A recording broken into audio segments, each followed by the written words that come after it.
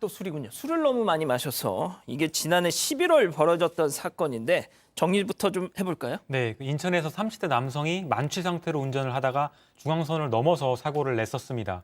당시에 오토바이를 받아서 20대 피해자가 다리를 절단했는데요.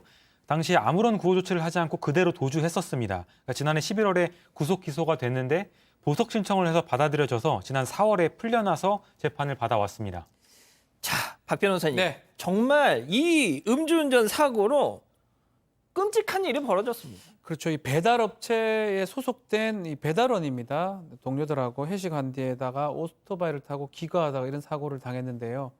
왼쪽 다리가 크게 다친 것 같아요. 절단을 했고요. 대장 일부도 절단했고 전치 8주 상해이긴 한데 이 본인 입장에서 요리사를 꿈꾸던 청년이었는데 아마 이 사람 좀 그런 게 쉽지 않을 상황이 돼버렸고 특히 이게 안타까워요. 이 코로나 때문에 식당을 폐업한 뒤에 배달원에 잠시 했던 거거든요. 그래서 그런 사고가 났던 게 상당히 안타깝다. 이 말씀 드리겠습니다. 이 다리만 절단한 게 아니라 이게 또 신장에까지 무슨 좀 약간 데미지가 가서 신장 일부를 또 절제하는 일까지 있었다는데 23살입니다. 23살. 자, 백 변호사님. 그런데 이 피의자 그냥 뺑소니를 쳤다 이런 얘기가 있었잖아요. 네, 그 부분에 관련해서는 계속적으로 부인했습니다. 이게 쟁점이 왜 이게 문제가 되냐면 예를 들어서 친 상태로 계속 몰고 뭐 몇 킬로 정도 도주를 했으면은 명백하게 이제 도주의 고의가 인정이 될 텐데 한 150m 정도밖에 가지 않았단 말이죠. 이제 그러니까 지금 이 변호인 입장에서는 이 당시에 술을 너무 많이 마셔서 충돌 상황에 대한 인지가 별로 없었다. 그러니까 이거 술을 좀 많이 마셨다는 얘기를 이런 걸로 어쩔 수 없이 하게 된 것 같고요. 또 두 번째는 그 현장에 경찰관도 있었고 목격자가 20명 정도 있었는데 또 어떻게 도망가느냐. 그건 도망가려고 한 게 아니라 차량을 제때 멈추지 못한 것뿐이다. 이렇게 변론을 했습니다. 자, 저 말을 믿을 수가 있을까요, 교수님?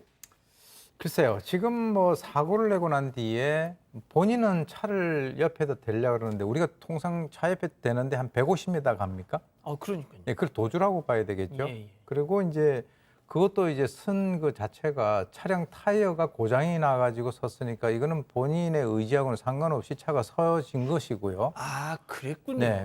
그리고 이제 그 신고를 받고 출동한 그 경찰에 의해서 현행범으로 체포가 됐는데 본인이 이제 그 조사를 받는 당시에 뭐라고 얘기했냐면 난 술에 취해가지고 기억이 안 나요. 이제 보통 일반적으로 쓰는 그 얘기를 갖다 하고 있는데 그렇게 얘기하면서 또 뭐라고 그랬냐면 도주한 게 아니고 차량을 갓길에다가 세운 거다. 그건 무슨 말이냐면 말이 안 맞죠. 기억이 안 나는데 자기가 갓길에 차를 세운 것은 또 기억을 하니까 그것도 선별적 생각이 났네요. 또. 선택적 기억을 하고 있다. 이렇게 봤을 때는 본인이 뭐 자기의 행동을 방어하려고 하는 것 같이 보입니다. 자, 그럼 재판부는 어떻게 판단했습니까? 지금 말한 것처럼 이 특가법상의 도주 차량이 사고를 낸 다음에 일부러 도망갔을 때 성립하는 범죄입니다. 도망간 거에 대해서 인식이 있었냐? 거리가 짧았기 때문에 이런 주장을 했던 것 같아요. 그렇지만 법원에서는 블랙박스나 이 영상들을 봤을 때는 피고인 또 언행도 중요합니다. 지금 말한 것처럼 사고를 명백하게 알면서 현장에서 이탈, 도주죠. 도주한 사실이 인정되고 도주 혐의가 인정되면 특가법상의 도주 차량죄가 성립할 수가 있습니다. 그렇게 법원은 인정을 했습니다. 그러니까 저도 자료를 좀 봤더니 사고가 난 딱 그 순간 욕설을 했다는 겁니다. 그렇죠. 안다는 거죠. 망했다 뭐 이런 뜻의 욕설. 네. 예, 그러니까 그거를 사고가 났다는 걸 본인이 알았다는 거죠. 알았다는 거잖아요. 알았다는데 갔으면 그게 도주가 되는 거거든요. 예. 모르고 갔다고 하면 모르겠지만 그렇기 때문에 150m밖에 안 갔기 때문에 이런 주장을 한 것 같아요. 지금 말한 것처럼 타이어가 고장났기 때문에 그 법에 못 간 거예요. 실제로 고장나지 않았으면 더 갔을 가능성도 있는 거고요. 그렇죠. 도주죄가 성립하는 거죠. 예. 자, 그런데 여기서 진짜 중요한 거. 네. 근데 이럴 줄 알았어요, 내가 진짜. 한 번이 아니었잖아, 이게. 맞습니다. 전력이 3차례나 있었습니다. 어. 이 사고 당시에는 혈중 알코올 농도가 0.171%였었는데요. 만취 상태였고 면허 취소 상태였는데 조사를 해보니까 그동안 음주운전 전력이 3차례나 있었던 겁니다. 이게 걸려서 처벌받은 전력만 3번 있었다는 거고요. 재판부도 음주운전으로 3차례나 처벌받은 전력이 있음에도 또다시 이런 범행을 저질렀다고 질타를 했습니다. 백 변호사님. 백 네. 변호사님이 맨날 하시는 말씀 있잖아요. 이게 세 번 음주 걸렸다 치면 이번이 4번째네요. 네. 그러면은 그 앞에 안 걸렸던 거 포함하면 거의 이거에 한 뭐 수십 배 이상은 보통 통상 되는 경우가 많죠. 이게 한 번 하다가 안 걸리니까 또 하고 안 걸리다 또 하고 하다 걸리는 거거든요. 그러니까 지금 이 사람은 뭐 상습적으로 음주운전을 해왔을 가능성이 굉장히 높은 상황이고 재판부도 그 부분을 질책을 했습니다. 아니 세 차례 음주운전 전력이 있음에도 불구하고 또 음주운전했고 피해자 나이 23살입니다. 피해자 나이 23살인데 다리 한쪽을 절단해야 되고 또 신장 한쪽까지 절제해야 되는 수술을 받아서 정상 생활이 힘든 정도의 아주 중한 피해가 발생을 했다. 하지만 피해자와 합의했다는 점은 어느 정도 고려한 것 같아요. 그래서 일단 검찰은 이 정도면 사실상 사망 사건이랑 동일하게 봐야 된다 해서 징역 9년을 구형했지만 재판부는 징역 4년을 선고했습니다. 자, 9년 구형에 4년 선고.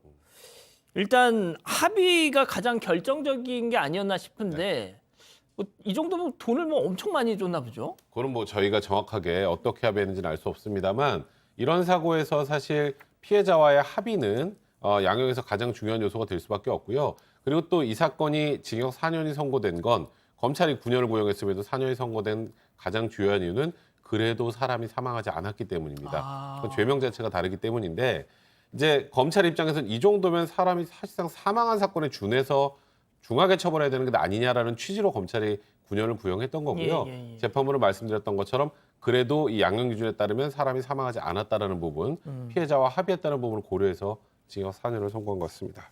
박 변호사님, 네. 그런데 지금 우리 가족 여러분들이 아무리 합의를 했다고 해도 그리고 이게 음주운전은 말이죠. 이게 이 사람 벌써 4번째 지금 걸린 거고. 그렇죠. 당장 이 피해자와는 합의를 했을지언정 뭔가 이건 진짜 사회 정의를 구현하는 차원에서라도 네. 보다 더 엄한 처벌이 필요하지 않았느냐 지금 이렇게 얘기하고 계시거든요. 그렇죠. 뭐 검찰 구형량에 비해서는 좀 적게 이제 선고가 된 부분이 있습니다. 아마 양형 기준이나 이런 것들을 고려해서 선고를 했던 걸로 보이지만 음주 운전의 어떤 두 번째, 세 번째 이런 부분을 더 좀 법정에서 이렇게 재판부에서 고려를 했다 그러면 좀 더 많은 형이 나왔을 가능성이 있습니다. 뭐 그럼에도 불구하고 이제 양형 요소 중에 합의가 됐던 요소 이것을 뭐 좀 크게 봤던 걸로 보이고요. 뭐 그런 것들이 고려돼서 징역 4년이 지금 선고된 것으로 추측이 됩니다. 하하 참. 예, 알겠습니다. 첫 번째 사건 이렇게 정리하고요.